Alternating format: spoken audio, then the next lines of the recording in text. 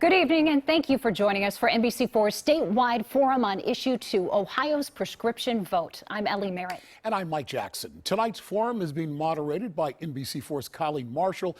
She'll be joined by representatives from both sides of Issue 2. There will also be a panel of journalists from Columbus, Cleveland, and Cincinnati who will ask the tough questions about Issue 2's potential impact on Ohioans. If you watch TV, you have seen the ads for and against the initiative. But if the ads have left you confused, you're not alone. Our goal is to clear up the confusion surrounding Issue 2 so you can get the facts you need and make an informed decision before you cast your ballot. Without further delay, here's NBC4's Colleen Marshall live on the campus of The Ohio State University at the Fawcett Center for Tomorrow.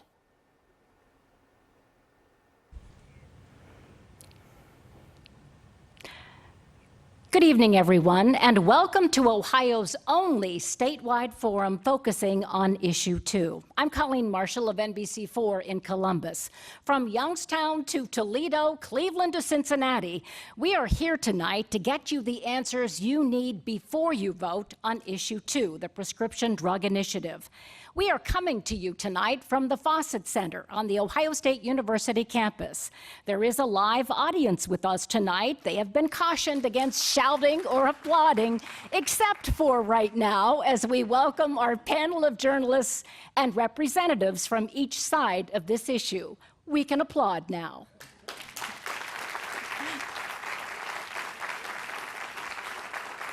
If you are confused about Issue 2, you are not alone. So before we hear from representatives of both sides of this issue, we want you to see and hear the actual Issue 2 ballot language you will see next month.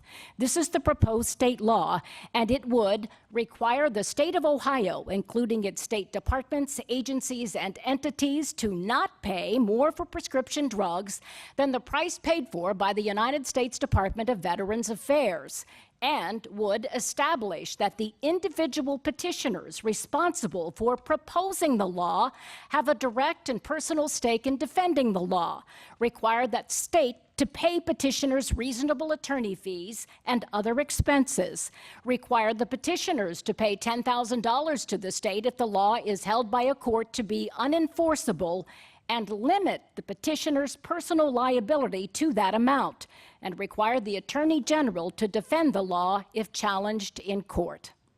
Are you still confused about what Issue 2 might mean for your family? Well, we have representatives of both sides here with us tonight. Representing the Vote Yes campaign is Matt Borges. From 2013 until 2017, he served as chairman of the Ohio Republican Party. During his tenure, the GOP swept statewide races and hosted a Republican presidential debate and the 2016 RNC convention. Matt has 2 minutes for his opening remarks. Thank you. Ohioans need lower drug prices. In less than a month, voters will decide on State Issue 2, the Drug Price Relief Act. This is an initiated statute, not a constitutional amendment, that prohibits the state of Ohio from purchasing prescription drugs for a price any higher than what the Department of Veterans Affairs currently pays. Why the VA? Well, 25 years ago, drug companies got caught red-handed overcharging veterans through the VA program. Congress acted. They imposed a federally mandated 24% discount on all drugs sold to the VA. This program has worked extremely well in keeping medical costs down for veterans. Now those drug companies are ripping you off. And if you're waiting for Congress to do something about it now, well, don't hold your breath. So Issue 2 puts the power in your hands to instruct the politicians in Columbus to start taking these issues seriously. And when Ohio gets the same prices for medicine that the VA currently gets, taxpayers save $400 million, drug prices come down, and every Ohioan benefits. It's really very simple. But some voters are understandably confused because the drug companies are spending $3 million per week on television ads trying to tell Ohioans that Issue 2 is something that it isn't. You'll hear from 2 representatives of the drug companies campaign tonight, and rest assured, the companies who pay them will do everything you can imagine, and some things you probably can't, to rig the system against you and make sure the price of medicine stays as high as possible. Let me give you an example. The cost of an EpiPen has soared to over $600. When Issue 2 is passed, the state will pay less than 1/3 of that amount. And when you take those savings over the 17,500 drugs available in the VA plan, taxpayers win big. No wonder the drug companies want to fight this issue so hard. So here's the question Ohioans will decide this November. Do we want the drug companies to win again and leave everything the way it is now? Or do we want to put the power in the hands of the people to bring drug prices down for all Ohioans? Whose side are you on? Thank you, Matt. And now we're going to be hearing from the opponents to Issue 2. We have two representatives of the Vote No campaign. Barbara Edwards was the director at the Centers for Medicare and Medicaid Services during the Obama administration and also served as director of Ohio's Medicaid program under Governors Voinovich and Taft. And giving the opening statement tonight for the Vote No representatives, Dale Butland. For nearly 2 decades, he worked for former U.S. Senator and astronaut, the late John Glenn, in a variety of capacities, including press secretary and chief of staff. He now works in politics, government, and communication. Dale Butland. Everyone agrees that Ohioans need access to affordable drugs, but nearly every expert who has studied Issue 2 says it won't fix the problem and would only make things worse by raising drug costs for most Ohioans and reducing access to needed medicines for some of our most vulnerable people. Those experts include a former state budget director, 3 former Medicaid directors who served under both Democratic and Republican governors, and more than 80 organizations representing veterans, business, labor, and over 30,000 Ohio doctors, nurses, pharmacists, and hospitals. And every major newspaper that's taken a position has also come out against Issue 2. At this debate, Barb Edwards and I will explain why Issue 2 is unworkable, why it won't save money for taxpayers, or lower costs for consumers. But facts aren't what the yes side wants to talk about. From them, you'll mostly hear anger. Anger about drug prices, anger about drug companies, and anger about those who run them. They'll tell you to ignore the experts, ignore the doctors, the nurses, the pharmacists, the veterans, and all those newspaper editorials. The yes side wants you to ignore the facts and vote your anger instead. But voting out of anger can be dangerous, and cutting off your nose to spite your face always has ugly consequences. So listen carefully to what both sides say this evening, and then ask yourself 3 simple questions. Is Issue 2 more likely to lower or raise drug costs for you and your family? Would it likely increase or reduce your access to needed medicines? And is Issue 2 likely to save money for taxpayers or cost you millions more than you're paying now?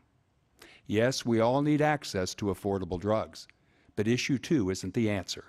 In fact, it's a prescription for disaster. Thanks to both of you. And we are joined tonight by a panel of experienced journalists who will be asking some pointed questions of representatives of the 2 sides of this issue. From WOSU Public Broadcasting here in Columbus, Mike Thompson. From WLWT-TV in Cincinnati, Cherie Palello. And from WKYC-TV in Cleveland, Chris Ty. Now, I'm going to be directing the first question tonight to Issue 2 supporter Matt Borges. Matt, this campaign has been going on for months now, and we've seen a lot of commercials from both sides. Many are under the impression, because of the Vote Yes commercials, that this issue would give every consumer in the state a price break on prescription drugs.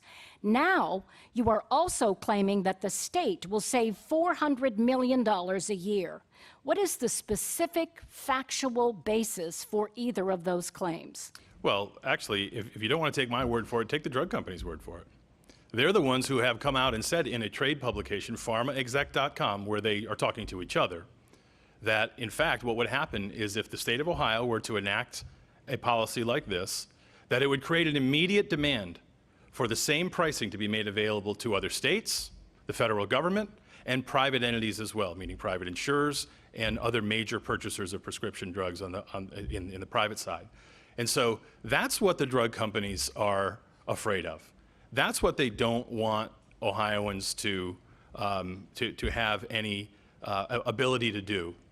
And it explains entirely why their campaign is 100% funded by drug companies. because the drug companies know what this would do to their profits, and that's what they don't want to see happen. So you've got to remember, if you want lower prices for prescription drugs, you have to vote yes. All right, and we do want to point out we have timed answers tonight, a minute for each side, and then a 30-second response for the original person who's asked the question. So, Dale, your rebuttal to that? Yeah, well, first of all, the only so-called study that ever backed up the yes side's $400 million savings claim was when they paid $9,000 to a couple of law professors to do, neither of whom had any background in state budgeting.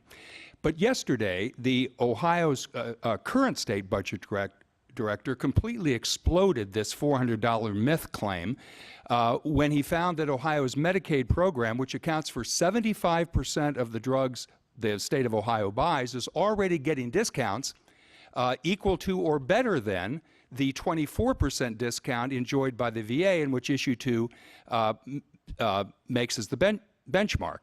But the yes side can't afford to give up this bogus $400 million claim for a very simple reason. Their whole campaign revolves around the assertion that if you pass issue 2, everyone's drug prices are going to fall and the state will save hundreds of millions of dollars.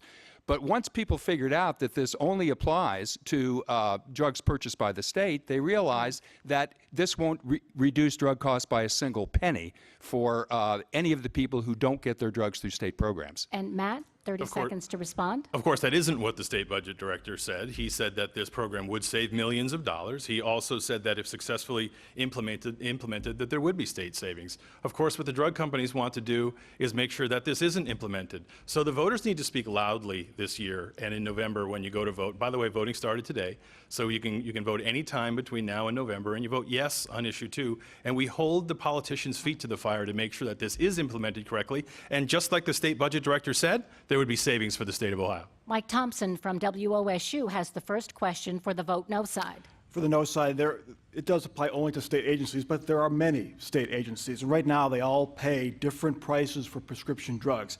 Doesn't it make sense for all of these Ohio agencies to pay the same price? Well, it depends on what that price is. The fact is that the programs today do have different statutes, they have different regulations, they have different federal bases or don't have a federal basis at all. The Medicaid program, which does represent 3/4 of the state's purchasing, because this initiative doesn't apply to anybody that isn't covered by a state-purchased health insurance program, basically. Already enjoys discounts from Congress, just like the Veterans Administration. Most of the state programs don't have that benefit of having a 23.5% to 24% discount mandated by Congress. And then on top of that, uses its leverage in the marketplace to negotiate additional discounts, just like the VA does. I think that it certainly would be good if the state programs can get the best price possible. I've spent my career helping to find better drug pricing for the Medicaid program, so I think that's fine. But everybody pay the same price might not be as good a price as you can get with your market power. And yet again, without actually specifically answering that question that she was just asked, the budget director said in his report that came out last night, we saw it this morning, that actually all these other state agencies, whether it's Ohio State University, their hospitals, higher education institutions, other programs around the state, don't get the VA price. And so of course the VA price would be lower, and of course people would save money. It's another opportunity for the drug campaigns, the drug companies campaign, to do what their representatives are being paid to do, and confuse voters and try to talk about any other issue besides the issue that's at hand here. Saving money for prescription drugs from the state of Ohio, reducing our spend so that we have more money in our budget to do other things, and then ultimately do what the drug companies themselves admit would happen, which is that drug prices would come down for everyone else. All right, Cherie Palello from WLWT in Cincinnati has a question now. Oh, I'm sorry, you get your 30-second response. Yeah, well, Matt did a valiant job of trying to obscure a fundamental fact. They want you to believe that while the Veterans Administration gets a 24% mandated discount, the state of Ohio doesn't get any discount, it just pays full price. But the truth is that under federal law, Medicaid drugs, which again account for 75% of the drugs Ohio buys, gets a 23.1 federally mandated discount. That's less than 1% different from the 24% that Matt's ballot initiative would put into law. In addition to that, Ohio negotiates additional rebates and discounts. And that's why the state budget director said that savings are unlikely, Matt, from the Medicaid program, which accounts for the overwhelming percentage of drugs Ohio buys. All right, now, Cherie, sorry about that. Matt, a mother in Cincinnati who has a child with a chronic condition asked me recently what kind of a price break she can expect with her private insurance. Isn't it true that Issue 2 will not help her and others with private insurance? And isn't your commercial featuring a mother talking about the cost of EpiPens deceptive? Because anyone on private insurance will not be impacted by Issue 2. Of course it isn't. And again, I'd go back to what the drug companies themselves have said about this issue. What they have said is it would cause an immediate demand in the marketplace, undoubtedly cause an immediate demand in the marketplace for prices to come down. That when the state of Ohio takes the lead and the citizens of Ohio take the power into their own hands, that it would bring drug prices down for everyone else, even if you're on private insurance. That was their analysis. I hope you take my word for it tonight, but if you don't, take theirs. They're the ones who are saying that. And again, it explains everything about why they fight so hard to defeat reforms like this, because they know what it would mean. Just to go back to something that Dale said a second ago about how the state of Ohio already gets the best prices it possibly can. First of all, no one believes that because it isn't true, and the OBM analysis confirms that. But even if it were true, why would they need to threaten Ohioans that they'd raise prices on everyone else? Because that means prices were coming down, and we've got to hold their feet to the fire to make sure they don't do that. And Dale? Yeah, so I think the question deserves at least one answer. The truth is, this ballot initiative only applies to drugs that are purchased by the state government, which means, as you rightly point out, everyone who does not get drugs through state programs, everyone with private insurance, employer-provided insurance, seniors who rely on Medicare, veterans who get their drugs through the VA, people with no insurance at all. None of them are covered, and Issue 2 would not reduce their drug costs by a single penny, including for that mom who was trying to buy an EpiPen. Her cost for that EpiPen would not go down by a single penny if Issue 2 passes. And you have 30 seconds to respond. Again, you go back to what the drug companies themselves have said. They're the ones who admitted that drug costs would come down for everyone. They are the ones who called it a pricing disaster for the entire U.S. drug industry, and an industry that has made $711 billion in profits over the last 10 years, doing things like overcharging government, doing things like overcharging Medicaid $1.2 billion for EpiPens. So when they sit here and out of one side of their mouth say it won't save money, but on the other side of the mouth say they're going to have to raise prices on everyone else, understand what their real motivation is. It's their profits. And Chris Ty is here from WKYC in Cleveland. Thanks, Colleen. Question for the no side. Dale, at the beginning you said to ask yourself 3 questions, and one of them was, what might this mean for the budget in your household? So a question for opponents like yourself of Issue 2. Talk about prices ultimately going up for all consumers if Issue 2 passes. Is the idea here, from your perspective, that pharmaceutical companies plan drastic price hikes if they don't get their way on this? No. What I'm saying is simple economic fact, right? If you tell any company, whether that company makes drugs or they make television sets or they make automobiles, that they have to sell their product to a certain segment of the population at a low price, what happens to prices for everybody else who are not covered under that edict? Cost shifting isn't some nefarious scheme that's been cooked up by the greedy drug companies, as Matt would have it. It is basic economics. There's no such thing as a free lunch. Somebody always has to pay, and that's a concept that Matt used to understand when he was chairman of the Ohio Republican Party before someone started paying him not to understand it. So let me just ask you, if I can, Colleen, if you don't mind. Yep. Cost shifting is a phrase you use there. Is that a yes, then, about pharmaceutical companies planning drastic price hikes? No, look, I don't speak for the drug companies. They are a part of our coalition, but they are one entity in the coalition. I don't speak for them. I'm not telling you that they're going to plan any drastic price hikes. I'm just telling you that cost shifting is a basic economic fact of life. And Matt? Well, Dale may say that he doesn't speak for the drug companies, but he's 100% paid for by them because they're the ones that are funding his campaign. Let me just, Chris, answer your question a couple ways. First of all, there's a program already in place where there's a large federal agency that already gets this mandated discount. It's the VA, and it's working very well there. And those cost-shifting things didn't happen when the VA got that mandate from Congress because policymakers and and voters spoke loudly enough to make sure that that didn't happen. And one thing that's extremely important to understand is all these negative impacts that the drug company representatives always love to say what might happen to Ohioans. None of those things are in this legislation. Those are all things that the drug companies would do to Ohioans if we dare cut into their profits. And so you have to understand those ads they run saying 2/3 of Ohioans will see their price go up. Those aren't campaign ads. Those are hostage videos because they're trying to scare you into believing that those prices would go up when they raise them. All right, do you have a 30-second rebuttal? I'd like to share is that, in fact, the reason we have a VA statute at the federal level is because when Congress gave Medicaid its discount, prices at the VA did go up because the pharmaceutical companies backed away from some of the voluntary discounts that they had been negotiating with the VA because they didn't want that to be the target price for Medicaid. So Congress had to step in and say, no, we want basically the same deal for those programs.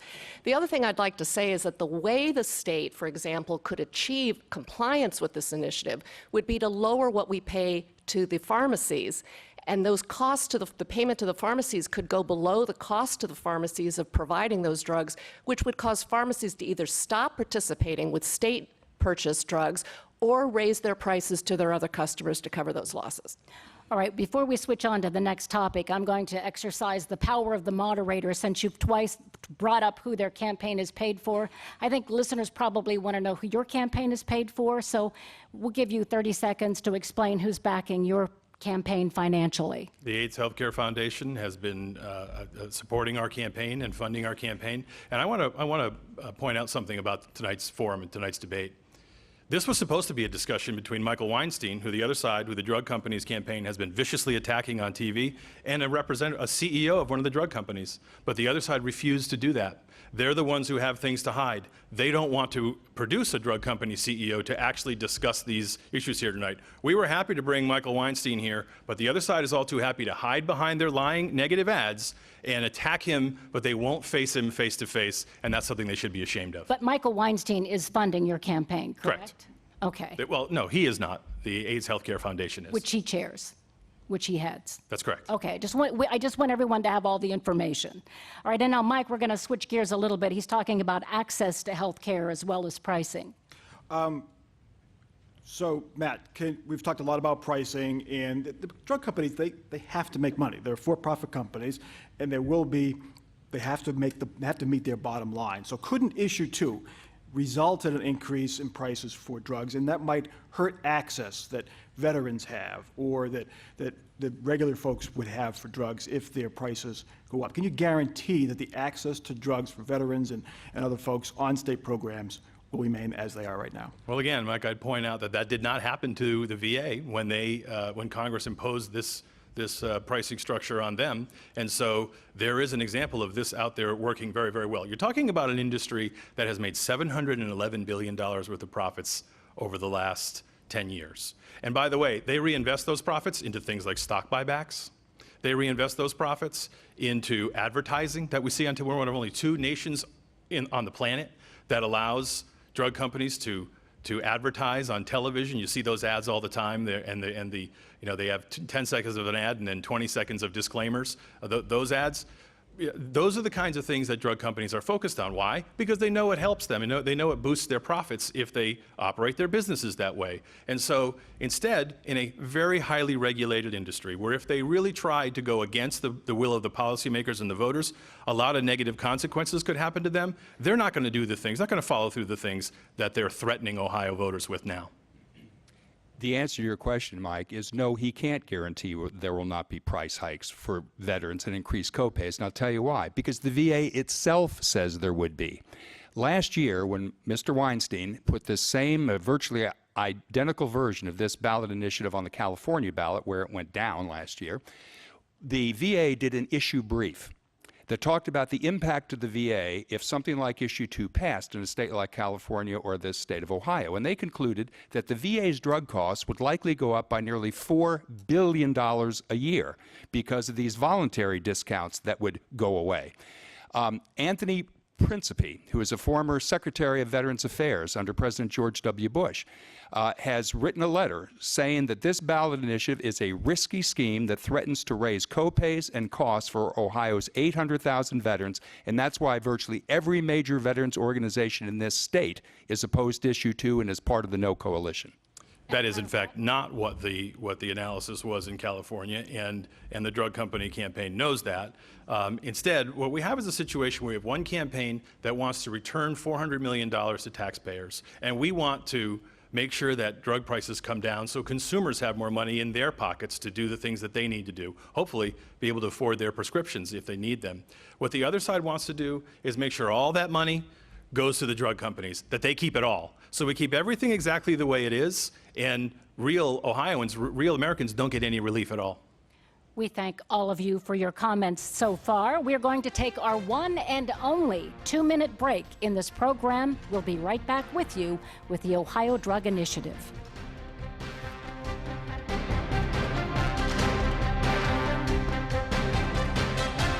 Welcome back to our Issue 2 forum here at the Fawcett Center on the campus of The Ohio State University. We are talking tonight to representatives from both sides of Issue 2, the controversial and some say confusing issue that you will be seeing on the ballot in November. I'm going to lead off the half-hour question to Dale Butland and the Vote No representatives. Viewers from across the state all agree that drug prices are unreasonably high. As an example, no one from the pharmaceutical industry stepped forward when Mylan started charging $600 and $700 for an EpiPen.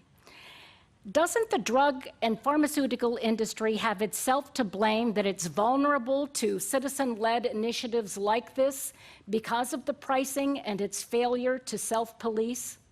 Well, first of all, I would say I'm not going to defend Mylan. Mylan, by the way, is not a part of pharma, even though the other side always likes it, and they have nothing to do with this campaign or its funding. But I will say this. I understand that people are upset about drug prices. I get that. But what I think it's very important for voters to remember is that whatever you think about the drug companies, whatever you think about the prices they charge or the salaries that they pay, none of those things are on the ballot this fall in the state of Ohio. What is on the ballot this fall is a very specific piece of legislation that every expert who has looked at it says will redound to the detriment of our state and its people. And I know that Barb Edwards has something she'd like to add as well. The thing I just want to underscore is that I actually have spent much of my career fighting for lower prices for the Medicaid program and being fairly successful at that.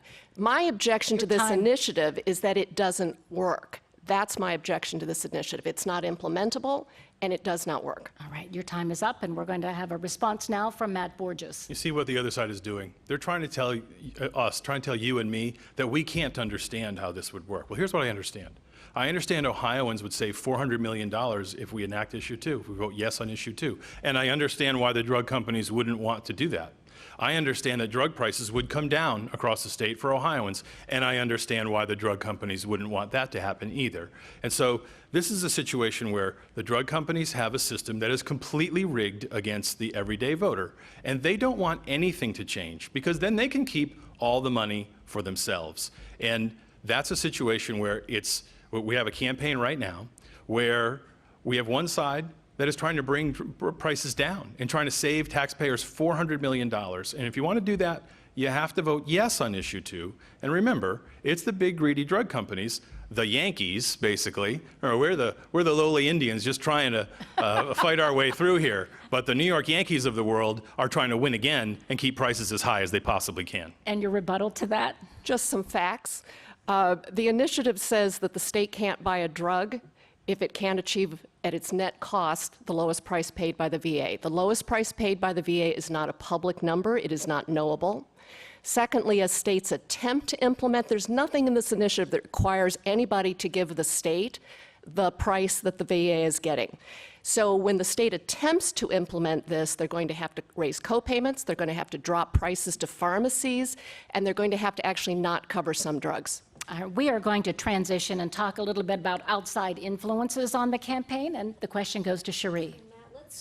Matt, let's start with you. And Colleen had mentioned this a few minutes ago.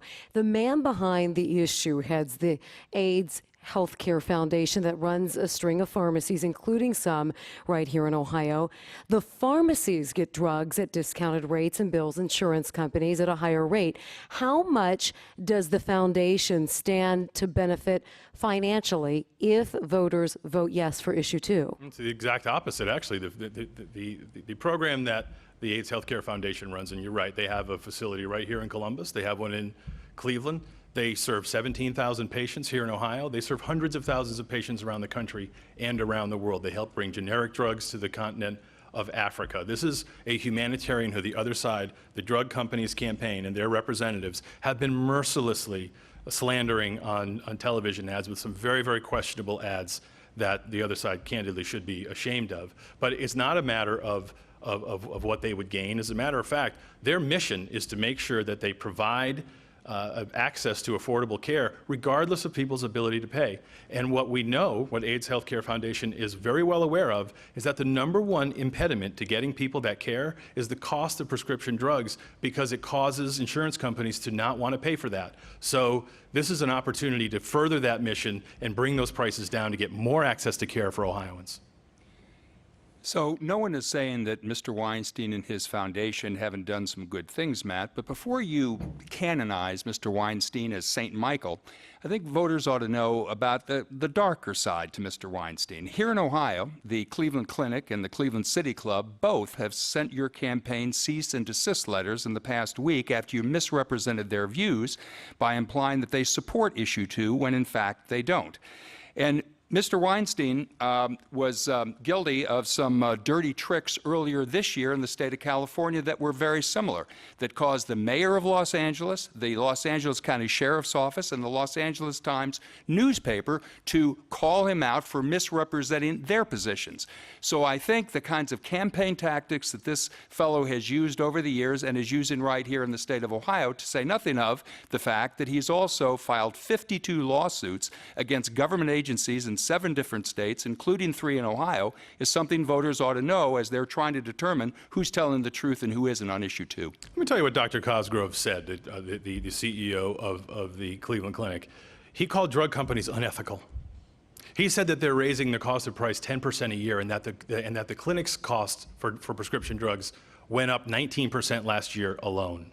He has said that the drug companies are trying to take advantage of taxpayers. And so, and the City Club has said that they want to create conversations for democracy to thrive. Look, I understand why the drug companies campaign don't want those things out in the public, but those are very important points for voters to know about so they can make an informed decision. Continuing our conversation here about outside influences, this is for the no side, Dale and Barbara. Your opponent says that it's very simple, that drug companies want to keep their profits up. I have a question from Marty Jones from Dayton. We asked our viewers to weigh in, and here's what Marty asked. Why are the big pharmaceutical companies spending so much on fighting this bill? Are they simply worried about their profits? I know you've said throughout the night, Dale, that you are not here paid by the drug companies, but you are here representing their point of view. How do you answer Marty's question? Yeah, well, the first thing I'd say, as you point out, I don't speak for the drug companies, but if I had to guess, I would guess that they might be not wanting issue 2 to pass for a couple of reasons. Number 1, the VA discount was always only supposed to be for military veterans in honor of their service and sacrifice. It was never intended to apply to everybody, and I'm guessing the drug companies may not want that precedent set. Second, I'm going to guess that like every other industry in America and maybe the world, they don't like artificial price controls. But part of the reason that we're having to spend the kind of money that we're spending is because we need to do an education campaign. Matt says you vote for issue 2, everybody's drug costs will come down, you'll save a lot of money. We have to explain to people why something that sounds good would actually redound to the detriment of our state and its people, and education is expensive. I want to read you a quote. Pharma and the big drug companies will do anything to preserve what they regard as their right to gouge consumers and stall meaningful relief for average people. This particular ploy is put forward in an attempt to give the impression that they're concerned with affordable prescription drugs, but in fact, they're not. You know who said that? Dale Butlin said that. And so he knows who he's dealing with. He understands what is at stake here and who these people are and what their motivations are. He has said so himself. You can't unring that bell, Dale. And so, unfortunately, he's on the record as saying that and this is exactly what the drug companies are going to try to do to Ohioans. We have to stand up as voters. We have to speak as loudly as we possibly can that the federal government isn't fixing this problem, that the politicians in Columbus aren't fixing this problem, and it's time for the people to take the power into their own hands and instruct our policymakers, instruct those politicians in Columbus that it's time to start taking these issues seriously. As that 15-year-old quote from me that Matt just dredged up demonstrates, I've been involved in the fight for affordable prescription drugs for a good part of my working life. But unlike Issue 2, which won't help anybody, that 2003 AFL-CIO initiative I was involved in led to the creation of Ohio's Best RX discount card, which is still in effect and still helping millions of Ohioans afford their drugs. And another thing, Matt, in that effort, unlike Issue 2, we didn't exclude 2 out of every 3 Ohioans, and we didn't ask any Ohioan to pay legal fees for any California person and his lawyers. And Mike? Matt, it's been mentioned here that this was on the ballot just last year in California, and voters rejected it by about 850,000 votes. And Tom Payne from Ohio wants to know, if the voters from California did not see fit to pass this, why does it make sense for Ohio? Tom, thank you for your question tonight, and I appreciate you asking it. It brings up a number of good points. First of all, I wasn't involved in the California campaign last year, and I don't want to armchair quarterback. I couldn't tell you anything about how it went. What I do know are a couple things. First of all, Ohio is the ultimate bellwether state, and so we have the opportunity in Ohio to lead the way for the nation and for other states across the country to start getting better prices for prescription drugs. But also, it comes down to the fundamental question. Why did the drug companies spend $126 million trying to defeat this issue in California? Do you think it's because they care about patients? Or do you think it's because they cared about protecting their profits? That's what they did in California, and they're up to the same thing in Ohio this year. If you're tired of seeing the ads, the lying ads that the other side, that the drug company representatives are putting on the air, it's because you should be. They're spending $3 million a week. Why? Because you think they care about patients? Absolutely not. They're trying to protect their profits. Yeah, the truth of the matter is Mr. Weinstein brought this ballot initiative to Ohio after he couldn't get it passed in his own state last year. Now, Matt will tell you, oh, the reason it went down in California was because the drug companies spent all this money. But what he doesn't tell you is that every single major newspaper in the state, including liberal papers like the LA Times and the San Francisco Chronicle, all editorialized against Issue 2, just like every Ohio newspaper that has taken a stand has also editorialized against it.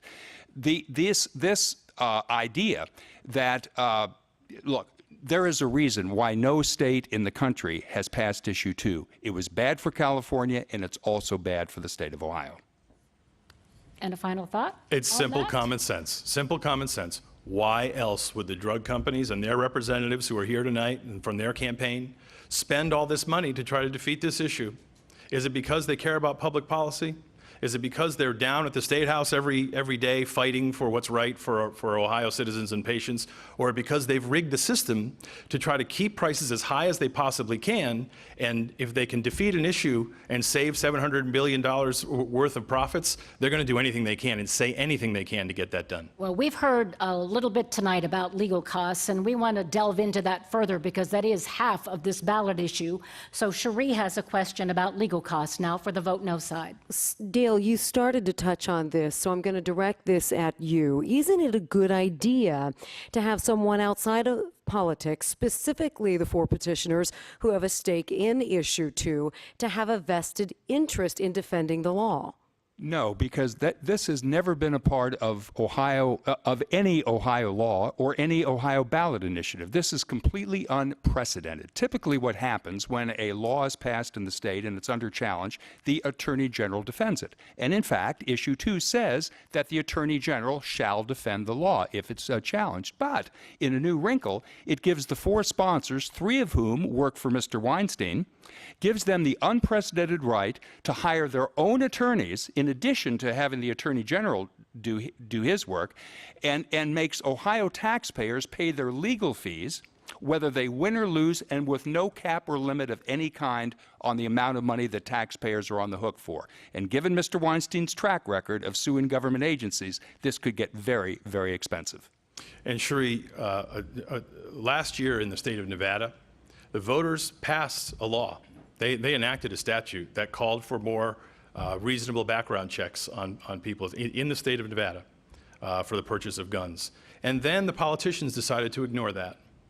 And if that were to happen in a state like it's happened in California, if that were to happen in the state of Ohio, right now there's no recourse in the law for any citizens to bring an action in front of the Supreme Court.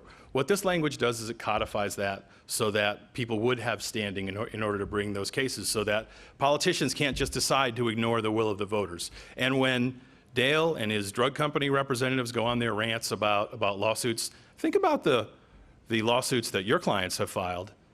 Thousands of lawsuits around the state, or around the country, trying to keep states from being able to implement laws. We know that that's their plan when Issue 2 passes this year, and we've got to stand firm and make sure that we defend the law, we defend the will of the people. You know, I just mentioned a minute ago that Mr. Weinstein's filed these 52 lawsuits, including suing the state of California twice so he could continue to charge them higher fees for the prescription drugs he sells. I don't think we've pointed that out yet. Mr. Weinstein runs a foundation that makes 80% of its money selling, you guessed it, prescription drugs. And then he also sued the Ohio Department of Health earlier this year when he didn't get a contract award that he thought he should get, or actually I guess it was a grant, because his application was late and was full of mistakes. And now this serial litigator and legal bounty hunter wants Ohio taxpayers to write him a blank check so to cover his attorney fees without any cap or limit. You know, Matt, a lot of Ohioans are born again, but we weren't born yesterday. Next. I wonder if we want to give Matt an opportunity when we talk about a serial litigator and a bounty hunter. How do you react to that? Well, obviously, first of all, the fact that the drug companies are the ones who have actually filed thousands of lawsuits around the country. But this gets back to the fundamental issue of this campaign. The drug companies and their representatives, two of whom are with us here tonight, will want to talk about anything at all besides bringing prices down for average Ohioans, for everyday Ohioans, and saving taxpayers' dollars. They want to make this campaign about CEOs, they want to make it about the ballot language, they want to make it about everything but bringing people's costs down. But the legal fees are an important part of this ballot initiative, and Chris does have a question, I think, that can hopefully help clear this up. Half of what we're voting for will be the legal ramifications of Issue 2. So, Chris, your next question? Yeah, I mean, you use the phrase clearing it up, and I think when I talk to people preparing for this evening, clarity is not a word that comes out of anybody's mouth. There is complete chaos, and I think a lot of folks feel that that's not an accident, that both of you are trying to murky the waters so that folks just maybe don't show up. I want to let Shannon from Columbus weigh in. She asked this question, and it's going to come to you, Matt. Why does Issue 2 include something about paying for legal fees and lawyers to uphold the law? I don't understand, she said. If it's supposed to lower medicine prices, why are lawyers needed, and how will that lower medicine costs? Is this just more murkiness? No, this is understanding what the drug companies, Shannon, thank you for your question. This is understanding what the drug companies do, what they always do. They've done it in the state of Maryland, they've done it in the state of Nevada, they've done it in lots of other places around the country. When the voters speak, and when we finally instruct the politicians about taking these issues seriously and bringing the cost of prescription drugs down for everyday Ohioans and everyday Americans, they go to court, and they try to sue it. They try to sue to stop it. And that's their plan this time. It's a little bit of thou doth protest too much when they keep bringing up this issue. And Colleen, I would just take issue with saying that this is half of the issue. It isn't. It's a very small provision that's in there. And by the way, the Attorney General has already said that he would defend the law. And our petitioners did a conference call with the press this morning where they said that when the Attorney General does defend the law, they won't intervene. They have nothing to do with that. And so I think we're very confident that this isn't going to change a thing in Ohio.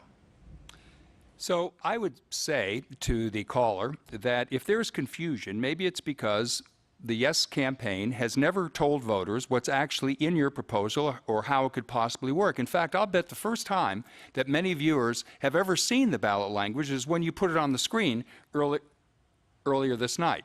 But here's what there is no confusion about. Issue 2 is opposed by 80 trusted statewide organizations. It would force taxpayers to pay unlimited attorney fees to the sponsors, 3 of whom work for Mr. Weinstein. And the California healthcare CEO who's pushing it, Mr. Weinstein, is an organization that makes 80% of its money selling prescription drugs and only brought it to Ohio when he couldn't get it passed in his own state of California last year. Understand that unlimited word that Dale just used is a lie. That is not correct. But I also want to just point out to you the premise that he wants you to try to accept tonight. He's saying that, well, Michael Weinstein makes 80% of his money from selling prescription drugs. And yet somehow, and of course what's going to happen is prices will really go up and he'll make more money. And yet somehow the people who make 100% of their money selling prescription drugs are the people trying to stop this. If anybody believes that, please see me afterwards. I want to talk to you about a bridge in Brooklyn I've got to sell you. We have another question about legal costs from Mike. For the no side, we've seen the past 5 years that executives, President Obama and now President Trump, can choose which laws to enforce and which parts of laws to enforce. So the legal provision seems to ensure that the state of Ohio, regardless of who's Attorney General, because we will have a new Attorney General in a couple of years, that it ensures that the state of Ohio will defend this law if voters approve it. Given the deep pockets of the pharmaceutical industry and the powerful political influence that they have, isn't this provision necessary to make sure that the will of the voters is followed? So what I would say to you, Mike, is that, as I said earlier, this is unprecedented in Ohio history. No law in Ohio history has ever had this provision in it, and neither has any ballot initiative. I do want to get to something that Matt said a moment ago, and that is this. Do you know the only cap, because Matt always says, oh, it talks about reasonable fees. Well, what's reasonable to a California attorney may not be reasonable to Ohio taxpayers. But the only cap that is provided in this legal fee provision is the $10,000 liability limit that Mr. Weinstein and his lawyers wrote into this as for themselves. But Matt, here's a question for you. If $10,000 was a reasonable liability limit for Mr. Weinstein and his lawyers, why isn't it also a reasonable limit for Ohio taxpayers? Why is there not a $10,000 liability limit for us, only for you? Well, I'm not here tonight to answer his questions. He's here to answer your questions. And so let me go back to something that you brought up, Mike, and that is that you talked about the federal government. Did you know right now that the federal government, through the Medicare program, is prohibited by federal law from negotiating prices with drug companies at all? If anyone thinks that makes sense, I mean, that's just absolutely crazy. But this is just another example of the way the drug companies rig the system against everyday voters. And so when they can't even negotiate those prices, the market is well out of whack. This is not a free market system that we have right now, and something needs to be done to get control of this process. Again, the drug companies wouldn't be spending this much money if they didn't believe that this was going to cut into their profits. They know that it will, and that's the only motivation that they have to 100% fund this campaign, because if you want lower drug prices, you have to vote yes.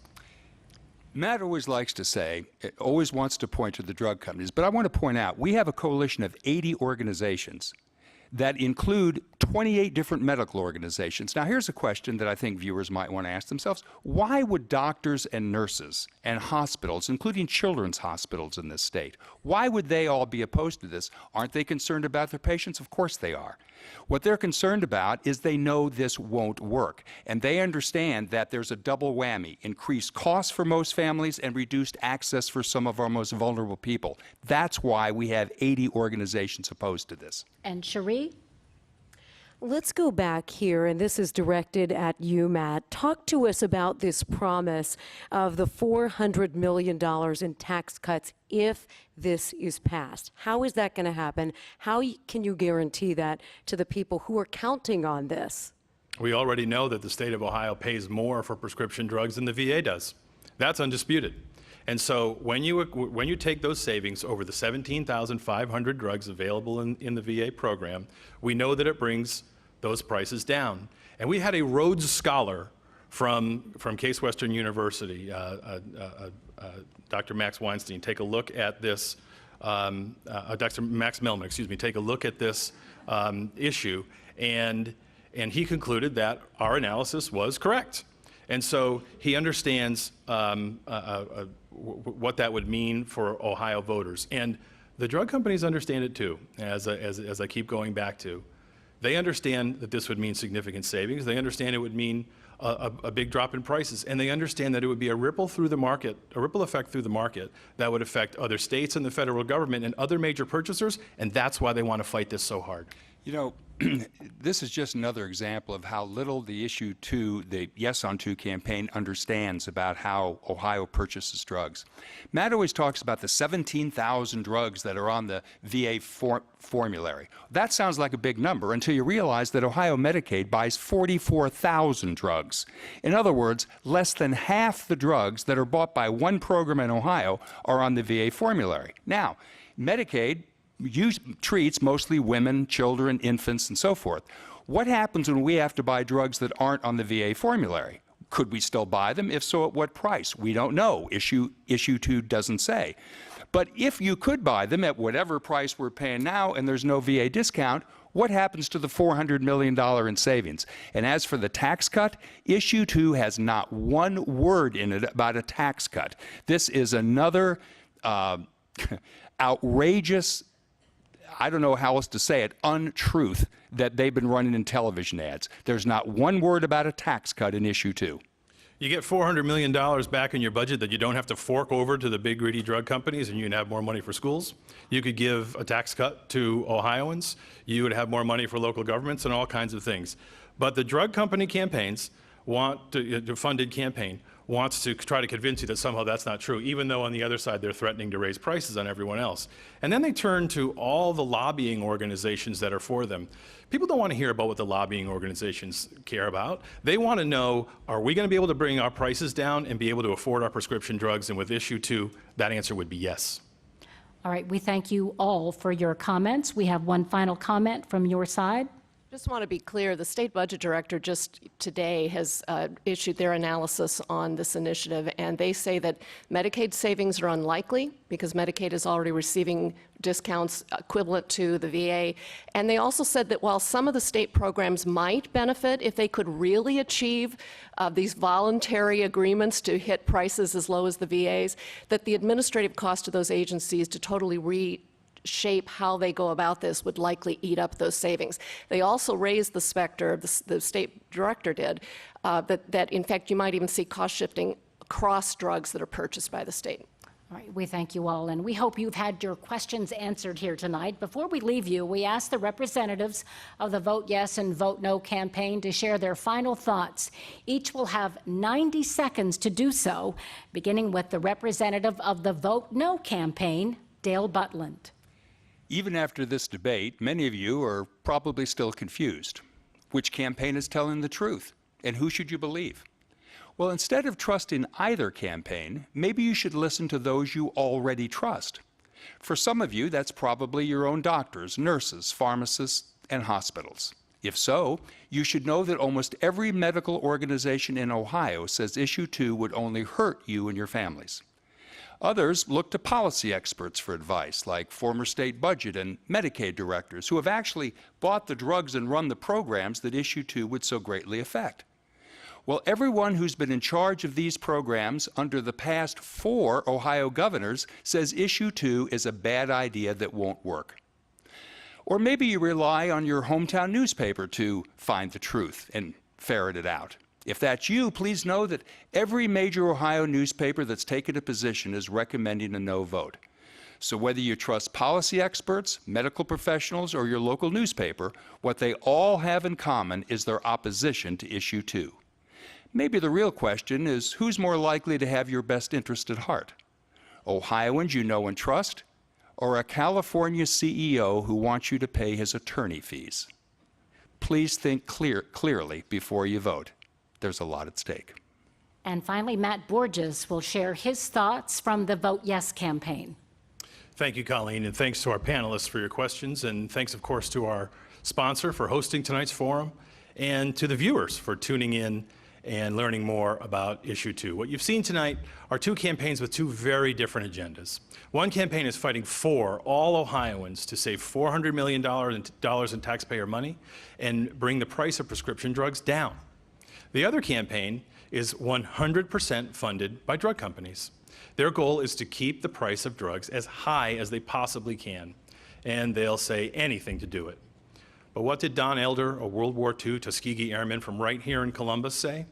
He said, supporting issue 2 is the difference between doing what's right and doing what's wrong. And while the drug companies go out of their way to try to confuse voters, a professor of public health at The Ohio State University told the Cleveland Plain Dealer that the idea that this plan is unworkable is wrong. That's why thousands of family physicians from across the state have joined our campaign.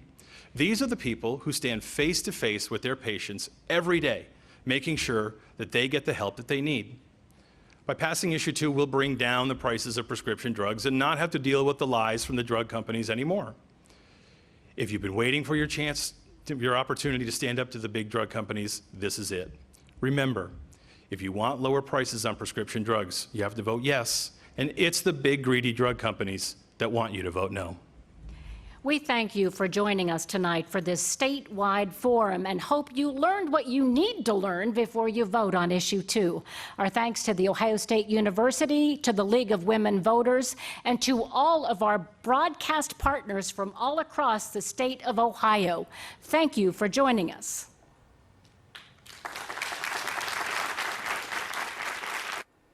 And we thank you, Colleen. NBC4, your local election headquarters. I'd like to thank everyone for watching the forum on issue 2, Ohio's prescription vote. We hope you found it very informative. In case you missed any part of the broadcast, you can find it online at NBC4i.com. Up next, the Blacklist, and we'll see you for the news tonight at 11.